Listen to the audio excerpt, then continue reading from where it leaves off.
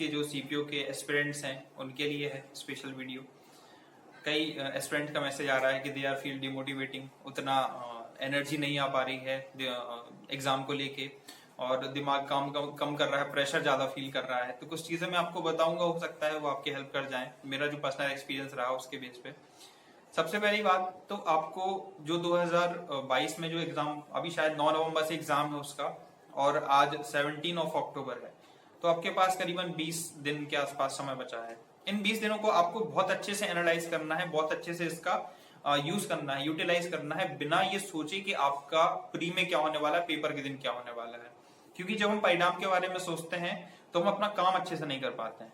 तो सबसे पहले ध्यान में ये रखना है कि आप प्री की चिंता छोड़ दीजिए, प्री का कट ऑफ कितना जाने वाला है, कट ऑफ की वीडियोस देखना छोड़ दीजिए कि कितना रह सकता है इस साल, क्योंकि जिनने भी वीडियो को नहीं है उन्हें भी नहीं पता है। ठीक है, जनरल किसी को नहीं पता है कि पेपर अगर टफ आएगा तो कितना कट ऑफ जाएगा, पोस्ट थोड़ी ज्यादा है तो कट ऑफ डाउन जाएगा। ठीक है, तो जो चीजें आपके दिमाग में पॉजिटिविटी लाए सिर्फ उनको अंदर डालिए, बाकी चीजों को बाहर निकाल दीजिए। जो 20 दिन बचे हैं इनमें चीजों को बहुत अच्छे से रिवाइज करिए और सिर्फ आप ये सोचिए कि आपको अपना 100% देना है। ठीक है, किसी भी तरीके से कोई नेगेटिविटी अंदर नहीं लानी है। जब आप प्रेशर फील करते हैं तो प्रेशर फील करना बहुत अच्छी बात है, प्रेशर फील करने का मतलब है आप उस एग्जाम के लिए सीरियस हैं। लेकिन ओवरलोड ले लेना उसका बहुत खराब बात है, मतलब आपने उसका परिणाम भी सोच लिया है, तो परिणाम के बारे में नहीं सोचना है, अपना काम करिए। मैथ्स और रीजनिंग वाला सेक्शन बहुत आसान है। ठीक है, इसको अगर आप चाहें तो 90+ सिर्फ इन दोनों में ही कर सकते हैं। ठीक है, कट ऑफ तो आराम से निकल जाएगा, आप 90+ इनमें आराम से स्कोर कर सकते हैं। मैथ्स को रिवाइज करिए, रीजनिंग को रिवाइज करिए। मान लीजिए आप फर्स्ट टाइम कोई दे रहे हैं पेपर, या सीपीओ आपने पहले नहीं दिया है, उससे पहले एमटीएस वगैरह एक आध दो एग्जाम दिए हैं, तो कोशिश करिए कि जो मैथ्स के सेगमेंट्स आपके तैयार हैं उनको बहुत अच्छे से रिवाइज करिए, उनकी ज्यादा से ज्यादा प्रैक्टिस कर लीजिए। कोई बड़ा सेगमेंट जिसे आपने टच नहीं किया है, मान लीजिए आपने ट्रिग्नोमेट्री कवर नहीं किया है, अभी उसको पढ़ा नहीं है, उसके कॉन्सेप्ट नहीं पढ़े हैं और वो सवाल गलत हो रहे हैं, तो उन सवाल को गलत होने दीजिए। 4 से 5 अगर क्वेश्चन किसी एक सेक्शन से आ रहे हैं और वो आपसे नहीं बन रहे हैं और आपके पास उतना टाइम भी नहीं, आपको नहीं लग रहा है कि आप कवर कर पाएंगे, तो उसकी टेंशन लेना छोड़ दीजिए। ठीक है, बाकी उसके अलावा जो सेगमेंट्स हैं उस सब्जेक्ट के, उसको कंप्लीट कीजिए। सेम आपका रीजनिंग के साथ है, रीजनिंग में सारी चीजें आराम से कवर की जा सकती हैं। 3 से 4 दिन में अगर आपने रीजनिंग पढ़ रखी है तो पूरी चीजें एक बार आराम से, पूरे चैप्टर्स आराम से रिवाइज किए जा सकते हैं। दिन में 24 घंटे होते हैं, अगर आप 12 घंटे भी बैठते हैं, ठीक है, या 10 घंटे भी बैठते हैं, तो पूरी रीजनिंग 3 दिन में आराम से रिवाइज की जा सकती है। और फिर आपको एनालिसिस करना है, अपने मूक्स का मॉक दीजिए, कम से कम इन 20 दिनों में 20 मूक्स जरूर दे दीजिए। ठीक है, 20 से ज्यादा हो सके तो और अच्छा है, लेकिन 20 मूक्स जरूर दे दीजिए और उनका एनालिसिस करिए। एनालिसिस आपकी कम से कम 15 से 20 नंबर इंक्रीज कर देगा। फिलहाल जो आपके नंबर आ रहे हैं उसमें कम से कम 20 नंबर इंक्रीज कर देंगे अगर आप 20 मूक लगा लेते हैं तो। ठीक है, तो इस बात का ध्यान रखना है। और साथ ही साथ में जो जीएस और इंग्लिश वाला पोर्शन है, जो चीजें आपने पहले पढ़ रखी है, जीएस में जो पहले पढ़ रखा है, जैसे करंट है, आपको करंट 9 महीने का करंट एक बार आपको बहुत अच्छे से रिवाइज कर लेना है।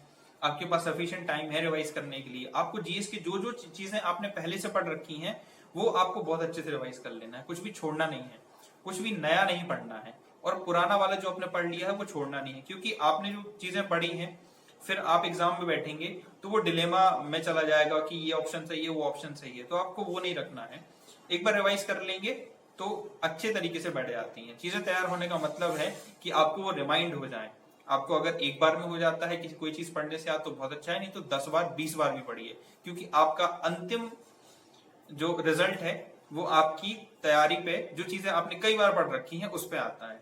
ठीक है, ऐसा नहीं है कि एक बार चीजों से गो थ्रू हो गया और वो आपको परिणाम देंगे, ऐसा नहीं होता। उसकी प्रैक्टिस, मल्टीपल टाइम्स प्रैक्टिस जरूरी होती है।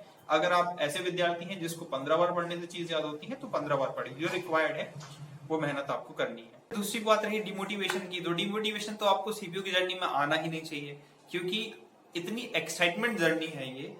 जब इस जर्नी से आप पूरी गो थ्रू होंगे तो आपकी कंप्लीट स्टोरी बन के निकलेगी आपकी लाइफ में। जब आप इसका प्री देंगे, प्री के बाद फिर फिजिकल की तैयारी करेंगे, फिर फिजिकल के बाद मेंस की तैयारी करेंगे, मेंस के बाद आपका मेडिकल होगा, फिजिकल के दौरान आप किसी सीएपीएफ, बीएसएफ, सीआरपीएफ या एसएसबी के कैंप में जाके फिजिकल देंगे, पूरा एक दिन निकालेंगे, वहां पे चीजों को देखेंगे, एनालाइज करेंगे कि क्या क्या चीजें होती हैं। फिर आप मेडिकल में सेम प्रोसेस किसी ना किसी पैरामिलिट्री में जाके आपको पूरा 1 दिन 2 दिन वहां पे देना पड़ेगा। आपका मेडिकल होगा, तो आपको एक डिफरेंट एक्सपीरियंस रहेगा। ये CGL, CHSL, MTS के एग्जाम से बहुत डिफरेंट है ये। आपकी पूरी जर्नी में आपको इतना मजा आएगा, इतनी सारी चीजें सीखने को मिलेंगी, ऐसे ऐसे कोने से आपके दोस्त बनेंगे।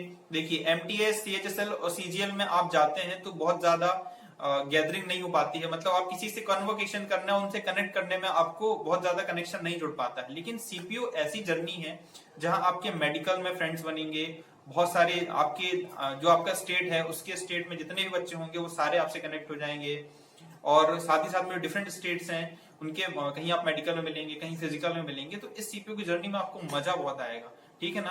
तो बिना एग्जाम के टेंशन लिए, जस्ट एक्साइटेड कि आपको आगे और क्या क्या मिलने वाला है, उन चीजों के लिए हमेशा आपको किसी एग्जाम का प्रेशर रहे, इससे ज्यादा अच्छा है कि आप ये सोचिए कि जब वो चीज आपको मिल जाएगी तो how will it you feel, आपको कैसा लगेगा, वो चीज मिल जाने के बाद आपको कैसा फील लगेगा। ये सोच के एग्जाम की प्रिपरेशन करिए, ये सोच के एग्जाम की प्रिपरेशन मत करिए कि अगर नहीं मिलेगा तो क्या होगा।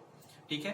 तो ये कुछ मैसेज था मेरा CPO के एस्पिरेंट्स के लिए। अगर आपने कुछ वीडियोस और पढ़ी हुई है मेरी तैयारी के लिए तो डिस्क्रिप्शन में उनका लिंक है, तो और नहीं मिलता है तो आप प्लेलिस्ट में जाके देख सकते हैं।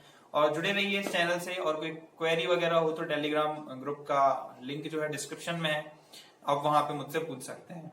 ठीक है? Thank you for watching.